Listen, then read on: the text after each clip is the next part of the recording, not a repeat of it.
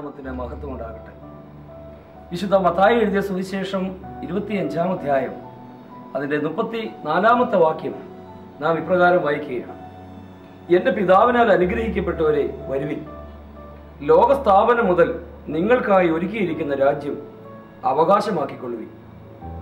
ആ അധ്യായത്തിൻ്റെ തന്നെ 41-ാമത്തെ വാക്യം നാം ഇങ്ങനെ കാണുകയും: ശപിക്കപ്പെട്ടവരെ, എന്നെ വിട്ട് പിശാചിനും അവൻ്റെ ദൂതന്മാർക്കും ഒരുക്കിയിരിക്കുന്ന നിത്യ അഗ്നിയിലേക്ക് പോകുവിൻ. എന്തുകൊണ്ടാണ് യേശുക്രിസ്തു ഇത്തരത്തിലുള്ളതായ രണ്ട് മെസ്സേജുകൾ, രണ്ട് വാക്യങ്ങൾ പറഞ്ഞത് എന്ന് നാം ചിന്തിക്കുമ്പോൾ, ആദ്യത്തെ വാക്യത്തിൽ ഇത്രയും അനുഗ്രഹീതമായ ഒരു വാക്ക് യേശുക്രിസ്തുവിൽ നിന്ന് കേൾക്കുവാൻ ഇടയായതിൻ്റെ കാരണം യേശു പറയുന്നുണ്ട്. അതിപ്രകാരമാണ് യേശു പറയുന്നത്: എനിക്ക് വിശന്നു, നിങ്ങൾ ഭക്ഷിപ്പാൻ തന്നു; ദാഹിച്ചു, നിങ്ങൾ കുടിപ്പാൻ തന്നു; ഞാൻ അതിഥിയായിരുന്നു, നിങ്ങൾ എന്നെ ചേർത്തുകൊണ്ടു; നഗ്നനായിരുന്നു, നിങ്ങൾ എന്നെ ഉടുപ്പിച്ചു; രോഗിയായിരുന്നു, നിങ്ങൾ എന്നെ കാണുവാൻ വന്നു; തടവിലായിരുന്നു, നിങ്ങൾ എൻ്റെ അടുക്കൽ വന്നു. ഇപ്രകാരം യേശു തമ്പുരാൻ പറയുമ്പോൾ ഈ നീതിമാന്മാർ യേശുവിനോട് ചോദിക്കുന്നുണ്ട്: യേശുവേ, എപ്പോഴാണ് ഞങ്ങൾ നിന്നെ വിശന്നവനായും ദാഹിച്ചവനായും നഗ്നനായും രോഗിയായും തടവിലായും ഒക്കെ കണ്ടത്?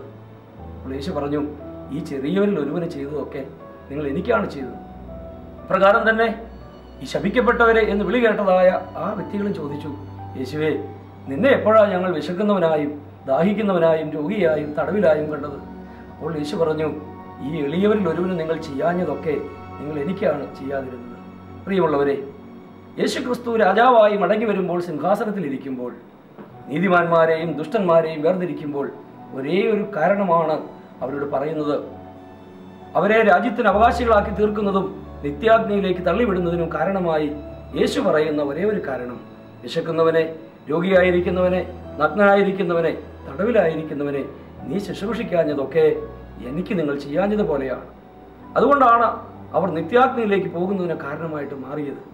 അതുകൊണ്ട് അനുഗ്രഹീതമായ വചനം കേൾക്കുവാൻ, എൻ്റെ പിതാവിനാൽ അനുഗ്രഹിക്കപ്പെട്ടവരെ വരുവിൻ, ലോകസ്ഥാപനം മുതൽ നിങ്ങൾക്കായി ഒരുക്കിയിരിക്കുന്ന രാജ്യം അവകാശമാക്കിക്കൊള്ളുവിൻ എന്നുള്ള ആ അനുഗ്രഹീത വചനം കേൾക്കാൻ നമുക്കെല്ലാവർക്കും ഇടയായിത്തീരണം. നമ്മുടെ ഈ ജീവിതം, പ്രത്യേകിച്ച് ഈ ദുബായിയുടെ പ്രദേശത്ത്, ഈ ഗൾഫിൻ്റെ മേഖലയിൽ ദൈവം നമ്മെ ആക്കി വച്ചിരിക്കുമ്പോൾ അനുഗ്രഹീതമായ ഒരു ജീവിതമായിരിക്കുവാൻ, അനേകർക്ക് അനുഗ്രഹമായി മാറുവാൻ, അനേകരുടെ കണ്ണുനീരൊപ്പാൻ, അനേക രോഗികൾക്കൊരാശ്വാസമായി മാറാൻ നമുക്കിടയാകട്ടെ. ദൈവം നിങ്ങളെ സമൃദ്ധമായി അനുഗ്രഹിക്കും.